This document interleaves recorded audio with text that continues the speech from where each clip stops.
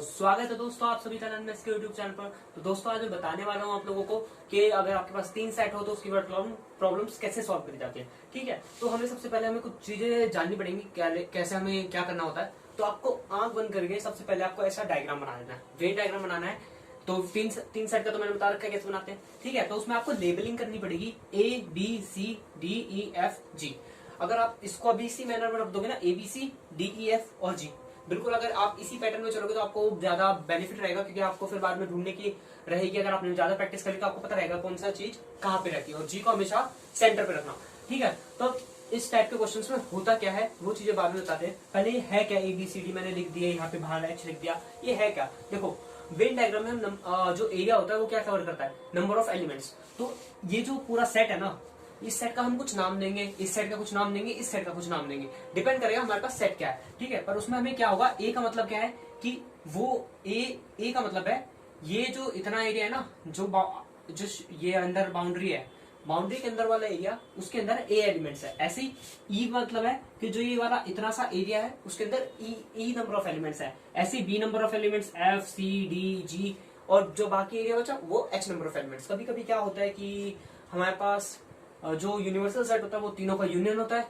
कभी कभी क्या होता है कि हमारे पास यूनिवर्सल सेट नहीं होता। ठीक है, मतलब यूनिवर्सल सेट अलग होता है, ABC का यूनियन यूनिवर्सल सेट के इक्वल नहीं होता। ठीक है, तो ये चीज हमें जान के रखनी पड़ती है कि कैसे होगा। ये क्वेश्चन पे पता लग जाएगा आपको जब आपको गिवन होगा ना कि हमें ऐसी चीजें निकालनी है कि ऐसे लोग जो तीनों ही काम नहीं करते हो, या हमें गिवन होगा कि तीनों काम ना करने वाले लोग इतने हैं, तब आप क्या होगे कि A union B union C is not equal to universal set. पर अगर ऐसा गिवन नहीं है, मतलब ऐसा पूछा भी नहीं निकालने के लिए और गिवन भी नहीं है, तो आपको A union B union C को ही टोटल मान के चलना पड़ेगा। ठीक है, तो आप सॉल्व करना सीखते हैं कैसा है। तो सबसे पहले हम क्वेश्चन पे देख लेते हैं। क्वेश्चन मेरे पास है, एक सर्वे हुआ, 25 लोग हैं क्लास में, उनका सर्वे किया गया। उसमें से हमने क्या देखा कि 15 लोगों ने मैथ्स चूज करी, 12 लोगों ने फिजिक्स और 11 लोगों ने केमिस्ट्री। ठीक है, हमने 3 पार्ट में डिवाइड कर लिया। और फिर हमने और थोड़ा डीपली रिसर्च किया तो हमने पता लगा कि 5 ऐसे लोग हैं जो मैथ्स केमिस्ट्री लेके बैठे हुए हैं, 9 ऐसे लोग हैं जो मैथ्स और फिजिक्स लेके बैठे हैं, 4 ऐसे लोग हैं जो केमिस्ट्री और फिजिक्स लेके बैठे हैं, ये भी अच्छी बात है, और 3 ऐसे लोग हैं जो तीनों सब्जेक्ट लेके बैठे हैं। ठीक है, ये और अच्छी बात है। तो अब हमसे चीजें पूछी जा रही है कि हमें क्या क्या देखना है। ठीक है, तो अब हमसे बोला गया only chemistry, only maths, only physics. क्या है, फिजिक्स और केमिस्ट्री लिया पर मैथ्स नहीं ली, मैथ्स और फिजिक्स लिए केमिस्ट्री नहीं ली, ओनली सिर्फ उनमें से कोई बस एक सब्जेक्ट लिया है। हर बंदे ने सिर्फ वो बंदे बताने जो सिर्फ एक सब्जेक्ट सिलेक्ट करके बैठे हैं, एक से ज्यादा नहीं। उनमें से किसी एक ने तीनों सब्जेक्ट सिलेक्ट करेंगे। एटलीस्ट का मतलब होता है या तो फिर 1 कराओ, 2 कराओ या 3 कराओ। ठीक है, हाँ, या 1 या 1 से ज्यादा। ठीक है, और नॉन ऑफ द सब्जेक्ट मतलब इनमें से कोई भी सिलेक्ट ना किया हो। जैसे कि आज के जो पैटर्न आएगा उसके हिसाब से आपको सब्जेक्ट सिलेक्ट करने पड़ेंगे। तो वही एक सर्वे आपको अब तो बिल्कुल प्रैक्टिकली होने वाला है। आपकी क्लास में कुछ मैथ्स लेके बैठे होंगे, कुछ फिजिक्स केमिस्ट्री, और कुछ ऐसे होंगे जो दोनों लेके बैठे होंगे, कुछ ऐसे होंगे जो तीनों सब्जेक्ट लेके बैठे होंगे। तो ऐसे सर्वे करने की कितने लोग हमारे पास होंगे। तो सबसे पहले हमें करना क्या है, देखो हमें सबसे पहले नेमिंग करनी पड़ेगी। तो मैंने मान लिया कि ये वाला सेट मैथ्स का है, ये वाला सेट फिजिक्स का है, और ये वाला सेट केमिस्ट्री का। देखो अगर मैं फॉर्मूला तो कोई बताऊंगा नहीं, क्योंकि इसमें अगर आप फॉर्मूला याद करोगे तो बहुत लेंथी बन जाएगा इस कॉन्सेप्ट, और आप जितना एंजॉय करके पढ़ पाओगे वो एंजॉय होगा नहीं। सिंपल है, कॉन्सेप्ट समझ लो, बाकी चीजें अपने आप हो जाएगी। मैं 2 क्वेश्चन और बताऊंगा, एक और क्वेश्चन बता दूंगा जो थोड़ा डिफिकल्ट होगा, तो आपको और अच्छे से समझ आ जाएगा। तो क्या है, ये हो गया। अब देखो क्या क्या गिवन है उस पर देखो। मेरे को गिवन है 15 लोग जो मैथ्स ले रहे हैं। मैथ्स का सर्कल कौन सा है, ये वाला मैथ्स का सर्कल है पूरा। अब मैथ्स का सर्कल पूरा ये है, तो इसका मतलब क्या हुआ, इन सब का सम क्या होगा, मैथ्स के लोग होंगे। मैथ्स में कितने, 15 लोग, मतलब कि क्या है, A + E + D + G की वैल्यू 15 है। ये चीज समझ आ गई। अब उसने बोला है फिजिक्स के कितने लोग हैं, 12। तो 12 लोग तो मेरे को फिजिक्स में मिल गए। अब फिजिक्स के है कौन सा सर्कल, ये वाला सर्कल है। इस सर्कल में कौन कौन से एलिमेंट्स है, B + E + F + G ले लिया। ठीक है, अब मुझे बोला गया केमिस्ट्री वाले भी लोग हैं। केमिस्ट्री वाले टोटल कितने, 11 है। ठीक है, तो अब 11 हो गए। तो यहाँ पे कौन कौन से, A + D + F + G हो गए। ठीक है, तो ये सारे वो एलिमेंट्स हो गए जो हमें चाहिए। ठीक है, अब मुझे क्या करना है, मुझे और भी डाटा गिवन है, उन पे जाते हैं।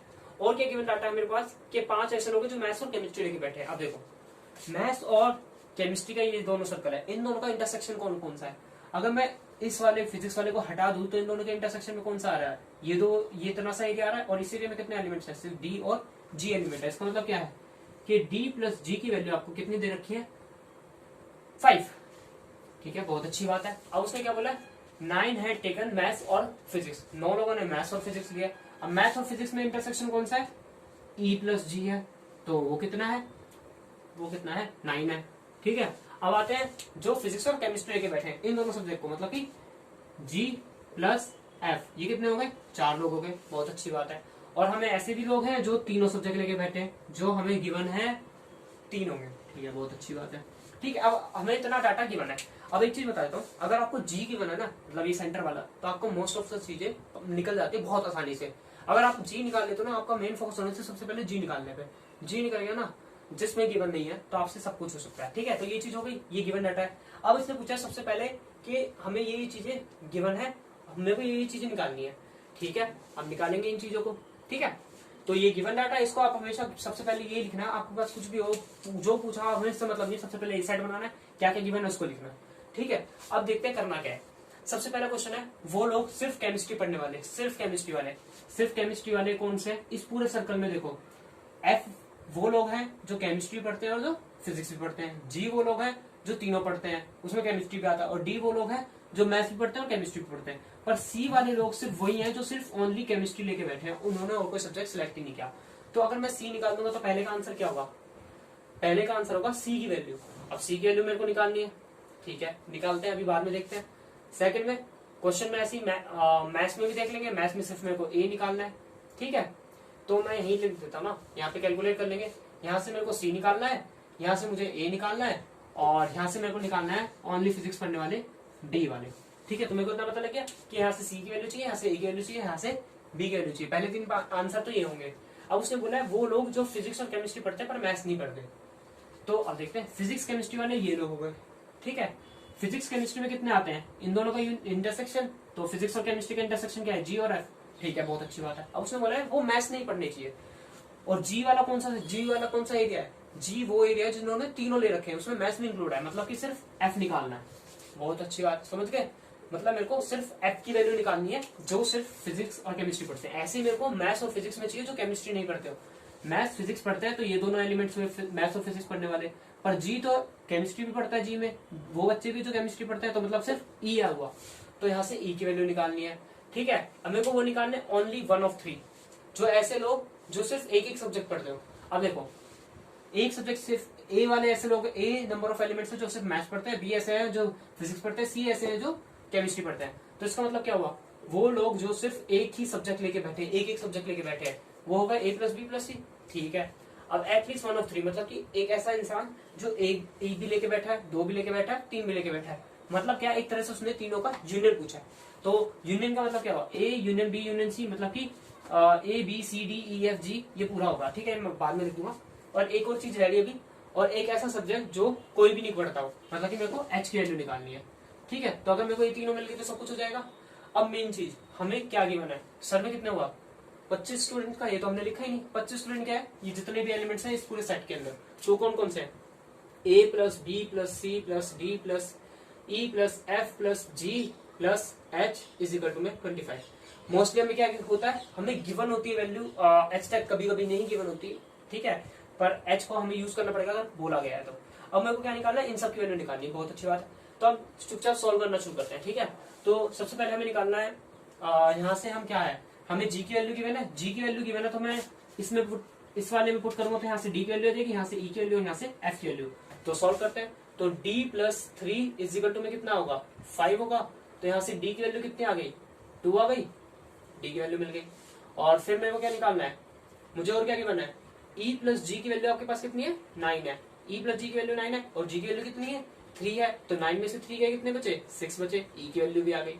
और ऐसे ही मेरे पास क्या गिवन है, जी प्लस एफ की वैल्यू मेरे पास कितनी गिवन है, 4 है। तो यहाँ से एफ की वैल्यू कितनी आ जाएगी, 1 आ जाएगी, क्योंकि 4 में से 3 गए तो 1 बचे। तो यहाँ से मेरे को ये आ गया। आपको क्या करना है, यहाँ से वैसे इस क्वेश्चन में तो सब कुछ निकालना है, A B C D E F G H सब कुछ निकालना है, पर आपको बेस फोकस क्या करना है, आपको ये सब की आपके पास 2 तरीके है, 2 चांस है। अगर आप क्वेश्चन में अच्छे तरह से प्रैक्टिस कर लेते हो तो आप डायरेक्ट सीख सकते हो कि कौन सी चीज कहाँ पे सब्स्टिट्यूट करनी है। नहीं तो आपको क्या करना है, A B C D E F G H की सबकी वैल्यू निकालनी है। अगर आपको जी मिल जाता है तो डी ई एफ की मिल जाएगी, और तीनों वैल्यू पुट करके यहाँ से एबीसी की वैल्यू मिल जाएगी। ये एक सिंपल बहुत अच्छा तरीका है। तो आइए सॉल्व करते हैं। तो यहाँ से मेरे को इन सब की वैल्यू मिल गई। तो अब देखो मेरे को क्या निकालना है, ए की वैल्यू निकालते हैं हम।